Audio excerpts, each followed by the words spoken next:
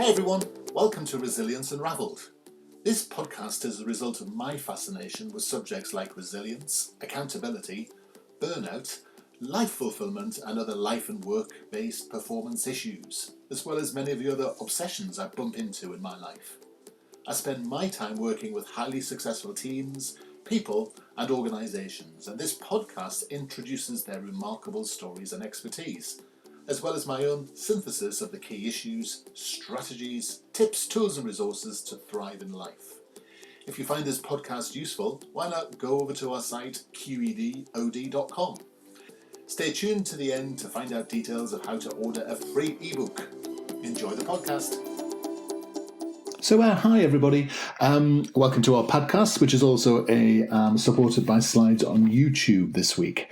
And we're operating this video and podcast in association with our good friends and colleagues at the Poultry Wellness and Therapy Centre, a place where you can actually acquire some of the techniques, online resources and physical products that we're going to be talking about today. And I wanted in these difficult times to be able to talk about something we can all do, whether we're anxious and worried about the future or whether we're quite relaxed and chilled out. We need to think about boosting our immunity. The best way to be able to look after our own mental and physical well-being is to build our own physical immunity. And that's what today's podcast and broadcast is all about. And some details in terms of content for you. If you want to get hold of our friends at Port Solent Wellness and Therapy Centre, it's Facebook Port Solent WTC or portsolentwtc.com, and of course ourselves as usual at qedod.com and on LinkedIn at qeod. And so without further ado, let's think about immunity. And immunity for me is represented by four main areas: food, lifestyle, movement or exercise, and sort of relevant therapies. And over the next two series, today and another broadcast next week, we'll be talking about each of those. But today we're going to be focused on foods because, of course, that's such a huge sort of area. And it's important to understand that immunity system is a massively complex thing. We can summarize it as being sort of an innate or acquired response. The innate is inheritance and judges an external friend from foe. It flushes or burns out invaders, and this can obviously make us feel sort of feverish or snotty, but generally under the weather. If you have an acquired response, this is more like the body's SWAT team, where when invaders have been specifically recognized or recognized again, and then that part of the immune system identifies the cells that can kill the threat and send them into battle. So there's sort of a known and unknown threat response. And depending on where the threat comes from depends on the response of the immune system. So if it's a threat that affects your lungs, you get respiratory responses, and if it's something that you swallow, goes to your stomach, that's where you get diarrhea. And snot and such like is about defending the nasal passages. So whilst we like to think that we're suffering, actually this is a sign that our immune system's working. And part of our immune system, of course, is a big part is the lymphatic system. It's a sort of network of nodes and vessels, tubes filled with a clear fluid called lymph, which contains tissue fluid, waste products, and immune system cells. And this whole system is the system that is strengthened by immunity drugs that allow your immunity system to kick into gear and to fight diseases, for things like cancer and such like. And they basically depend on things like white blood cells, which are made in lymph organs, like the spleen or thymus, and then the bone marrow. And we also have general antibodies, which are part of the system, and T cells, which are sort of the foot soldiers that come marching out to protect us. And we have to recognize that part of what the immune system does is to create inflammation in the system. It makes us It makes things work. And one of the things that people talk about is that let's make our immune system as productive as possible.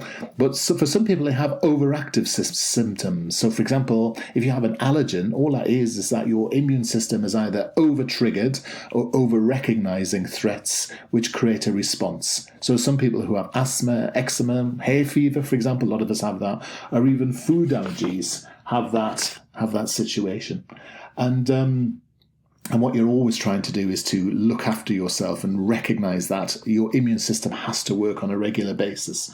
In fact, some people used to swear by this idea that we used to have 2 colds a year to test the immune system, those T4 cells coming out and actually, working. And no surprise to see that the usual enemies of immunity are smoking, excessive drinking of alcohol in particular, poor sleep, too much stress, obviously exposure to too many infections, but also poor gut health and diet. And it's the sort of the microbiome we have in our system is really important to protect us from decreases in our immunity. So it's important that we focus on some of those things.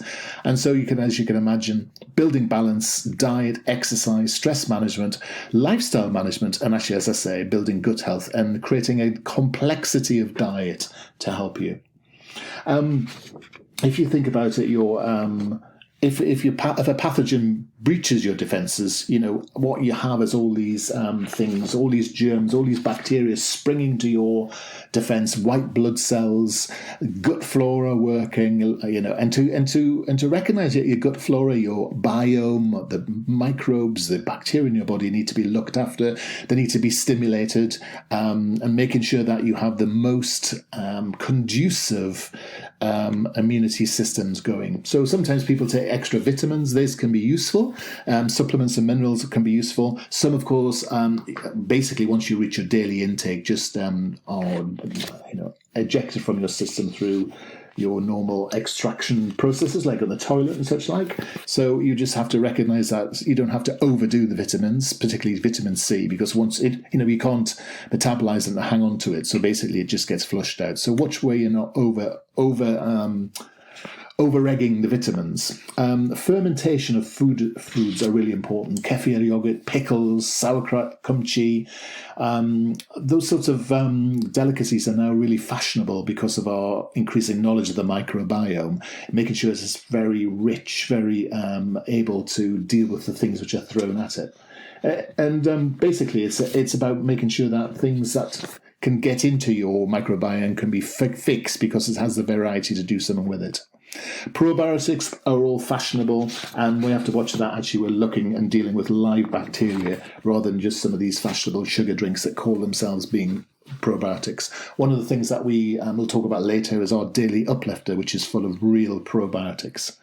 But let's start at the easy bit, and let's start thinking about the rainbow of food. And key to all of us, and I think none of us will be surprised, is the arrival of fruits on the scene. Things to have. Citrus fruits are really great because they have tons of vitamin C in them, but also other vitamins as well. And whilst you can have supplements, there is nothing better than a love of food and a curiosity about food and a desire to actually create variety.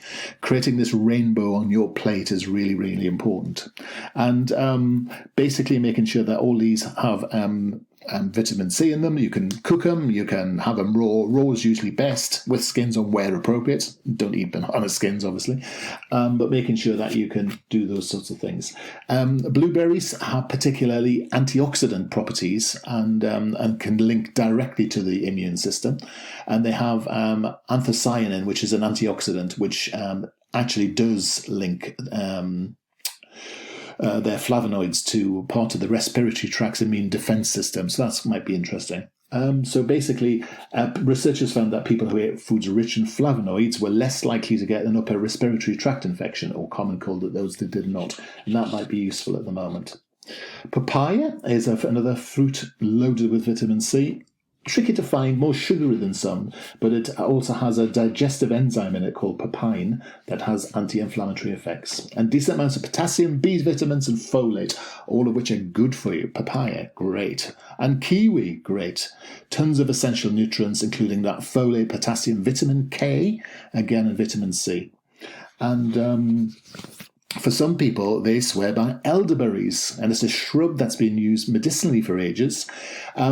Extracts of elderberry often used with antiviral, anti-cancer, anti-inflammatory drugs and have reported properties from extracts, and also high in flavonoids because it reduces swelling in the mucous membranes. You have to be careful with elderberries that actually it can react negatively with certain prescribed medicines, so check your doctor before going too wild. But obviously, making sure that anything sensibly taken should be okay. Don't go chugging loads and loads and loads of elderberries every day. Acai or acai berry is black purple fruit from the palm tree in Brazil, and very high in anthocyanins, which are flavonoid molecules, which have very potent antioxidants again. And these also combat oxidative stress in the body by mopping up free radicals. And we want to sort of contain free radicals because they do cellular damage. And so basically, lots and lots of good information, lots and lots of good evidence of the acai berry being good for you. So any sort of supplement where it has acai in it would be good. And sorry, if you could say acai or acai, it depends on where you come from, whichever you fancy. Watermelons, I was surprised to find, is a useful thing. One serving of watermelon has 270 mg of potassium and 30% of your daily value of vitamin A. And it's sort of lower in calories, particularly watermelon. It gets some B6 and other useful bits and pieces. So why not do something with watermelon? And actually, watermelon slices are, commonplace, but you can shove it on fruit. Serve it on a fruit salad, have a tall glass of watermelon lemonade, homemade, no sugar. Add cheese to it. Or freeze it and have it as a sorbet, and add it with ginger as well as very, very nice. Some people swear by pomegranate as well, and there's a load of interesting things around pomegranates inhibiting the growth of harmful types of bacteria, including E. coli, Salmonella, Yersinia, Listeria, Clostridium, and blah, blah, blah, blah. Tons of stuff.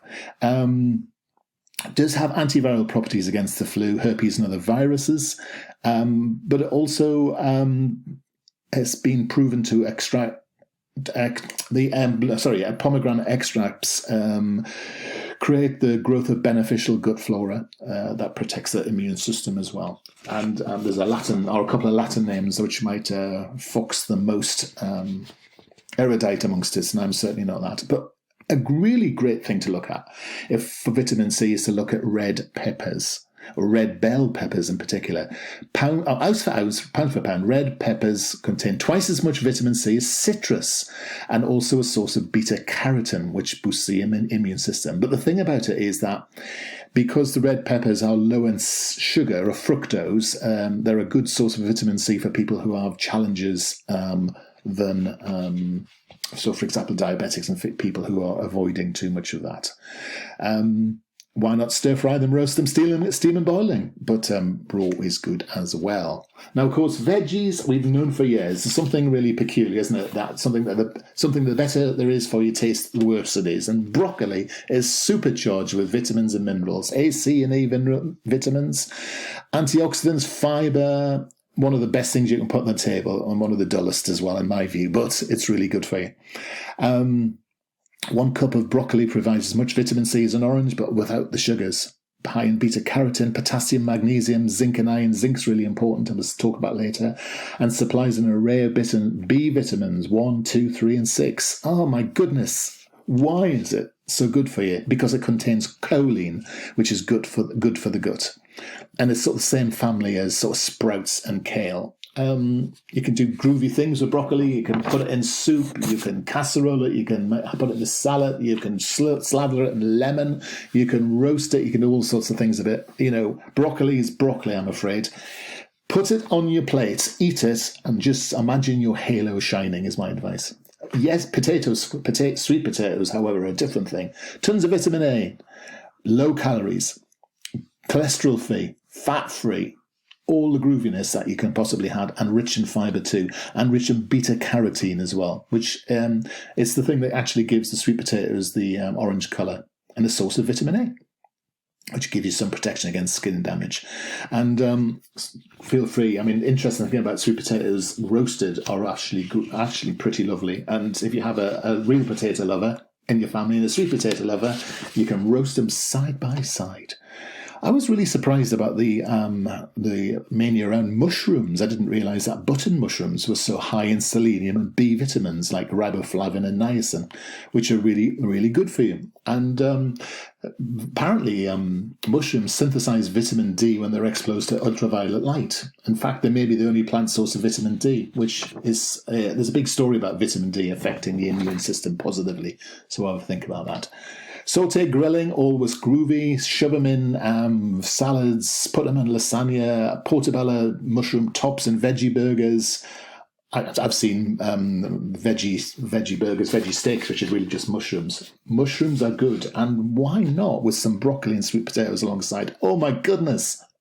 I can almost smell the oven firing up. Spinach is great. Not that horrible gooey spinach that's been roasted for 6 hours and it turns all slimy. Have it raw if you possibly can, or really just cooked for a few seconds so it just begins to break down. Nutrients in spinach boost immune function, provide the body with necessary nutrients for cell division and DNA repair. Sounds good? Got to be worth doing it. And those lovely flavonoids, carotenoids, vitamin C and A. Part of the billing. We all know spinach is good for us, so think of innovative ways of doing something with this. We also know garlic's good for us. It's really brilliant. Add garlic to everything, basically. And if you're all eating garlic, it doesn't matter that you all smell a bit garlicly. Hey, why not? It has antibacterial, antiviral, antifungal properties. Bulbs, according to research, are rich in antioxidants that quench free radicals again, that play a role in Alzheimer's disease, heart disease, cancers, and other conditions. Your diet can really help you with certain big diseases in the world. So, hey, why not? Why not do something with it? And, why not incorporate ginger more into your diet as well? Again, ginger is really great for you. Again, quenching free radicals, helping guard against arthritis, cancer, neurodegenerative disorders, and many other conditions. Grate it, steep it in hot water to make ginger tea. Yum! I do like ginger myself, actually. I have it with a smoothie in the morning, and it really helps with the decreasing of inflammation, which is great for sore throats, could be useful, and other inflammatory illnesses. Also decreases nausea. You can have a sweet version if you want in puddings, but basically people that have a lot of ginger apparently have increases the number of T cells, your army cells that attack naughtiness. Now, people that add ginger to hot chocolate, yeah, imagine that. Ginger muffins. Oh, hot ginger chicken wings. Why not? So let's get on to the other category now. People swear by yogurt and Kaffir. Kaffir is fermented yogurt in a way. But low-fat yogurt can be really good for you. It's got all the protein in, of course. It has... often supplemented with vitamin B12, vitamin B2, which is riboflavin. It's often rich in probiotics if it's got a live culture, like a Greek yogurt or something along those lines. It helps with gut flora, which particularly those dealing with the digestion, detoxification, immune function. And probiotics in yogurts can help with reducing eczema and such like. Again, look for the live and active cultures, and get plain yogurts rather than pre-flavoured or any with sugar in.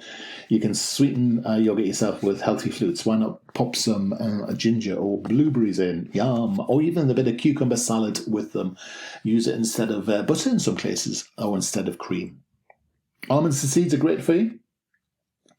It's a fat. They have a fat-soluble vitamin in it called vitamin E, which are really, really good for you. Careful though, because they have fibre and manganese in it, but they can be quite fattening. So you just have to watch that. But almonds are really good for you, as are sunflower seeds. Again, more vitamin E, phosphorus, magnesium, B6.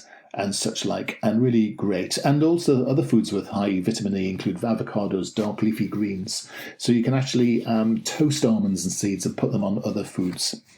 I'm a great fan of green tea, and green tea does have caffeine in it, but it also has polyphenols and flavonoids. So again, it's sort of a superfood green tea. It favourably affects blood lipids, increasing good HDL cholesterol and decreasing LDL bad cholesterol. And so, that's a really good piece of news for you, because it can actually directly enhance immune function. And because you're removing milk from your diet, you're reducing sort of negative dairy and sort of the sugars from milk as well. It's a good source of the amino acid L-theanine, which may aid in the production of germ-fighting compounds in your T cells, again, feeding that army of yours up. And whilst it does have caffeine, it doesn't have it as much as other drinks. You might want to get real green tea rather than just the stuff in the supermarket with flavours in, but that doesn't harm either. Poultry, lots of groovy stuff.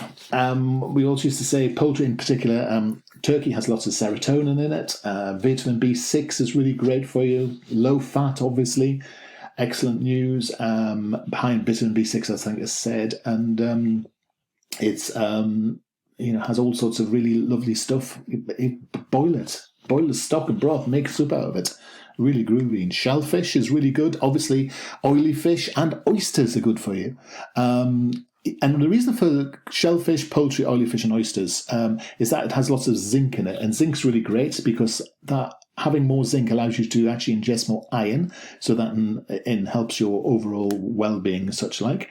Not too much though. You only need 11 milligrams of zinc a day, and for women 8 milligrams. But actually, it's pretty hard to get up there. And of course, all these things have omega-3 in it, which is really great in terms of bone and arthritis and such like. And of course, it's reducing the amount of omega-9s, which come from more vegetable type of things. And oysters, not that I like them, but they're really great for selenium, iron, vitamin C, and such like. I'd rather get some of those things personally from Brazil nuts, but there you go. Some people like an oyster. If you're feeling that you need a night in and you're going to do something really groovy, knock some oysters together. Why not? What about oysters Rockefeller, oyster stew, scallops or grilled oysters? Blah. There you go. And going back to our fermented foods, we talked a little bit about Kaffir, but it's just a fermented drink that it's like a yogurt again, so you get the benefits of yogurt and such like. And there's evidence in animals that Kaffir is really positive for fighting and reducing inflammation, increasing antioxidant activity, and fighting bacteria. But hey, why not? We're animals, aren't we? Man, I go for it. Same with miso soup.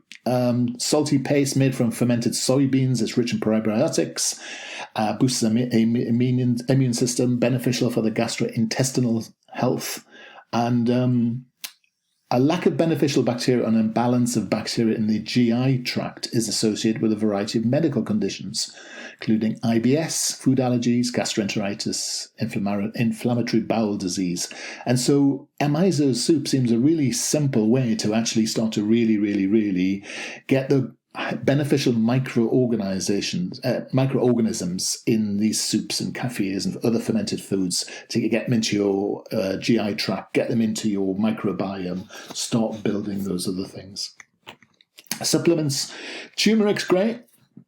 It's in the curries, it's bright yellow. That bitter taste it has is the key that makes things make it great. It's the same thing that you have in almonds. Sorry, not almonds, what are they called? Walnuts. The bitterness in food is really great. It's in tons of different cooking things. Curcumin, which it has, is an antioxidant and has been linked with anti-inflammatory effects. And turmeric and cinnamon both help symptoms of cold.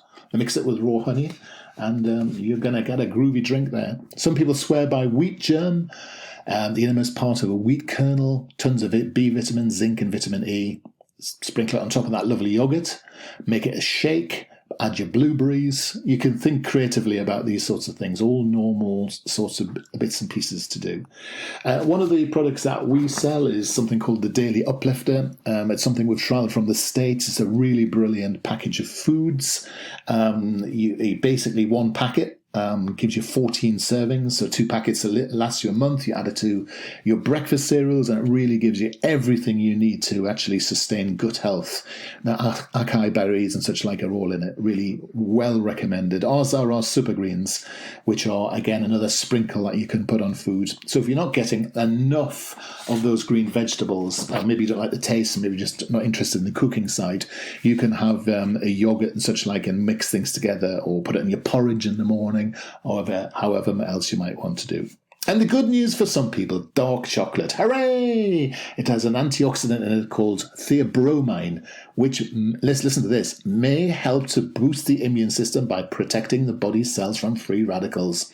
This doesn't mean you should be eating 2 million tons of dark chocolate, but it means that dark chocolate could be on the menu. Not the nasty sort of low-grade Cadbury's buttons and such like, but proper high cocoa dark chocolate. So, food can be fun. How can we help? We can produce the Daily Uplifter, which is great. The Super Greens, the great health food supplements. We've got all sorts of other supplements like turmeric. We have many other bits and pieces that our colleagues at the Port Solent Wellness Centre can sort out for you. Go to portsolentwtc.com.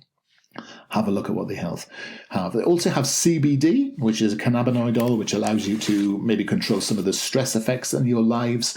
Why not have a try at that? Why not get yourself a better night's sleep? If you're sleeping better, then, that helps your immune system. Hypnotherapy can affect positively the effects of anxiety and stress. That, again, is helping your immune system. And coaching, something that we do here a lot in QED, is all about this idea of getting a sense of purpose, getting back a sense of control in your life, really having thinking strategies to allow you to make a difference in your life. So here we're ready to help you. And then our next episode is all the non-food related things we can help. We'll be talking about anxiety and stress and all those things we just chatted about now as sort of a quick guide, and some unusual things, maybe a bit alternative. But there you go.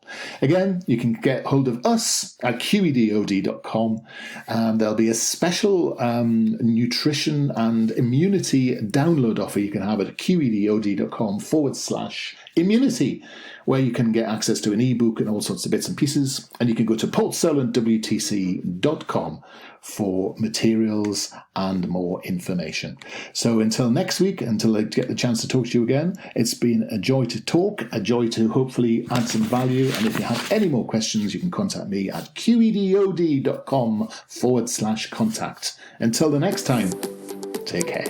Thanks for listening today. You can go to our site qedod.com/podcasts and subscribe to hear other titles in our series. Or you can contact us at info@qedod.com to hear and find out more about tough love, leadership, accountability, resilience and burnout. You can go to our site qedod.com/burnout2019 to hear and get access to a load of resources to help you manage and fight burnout. And you can go to qedod.com/free ebook to hear more about the fundamentals of resilience. Until the next episode, keep on thriving.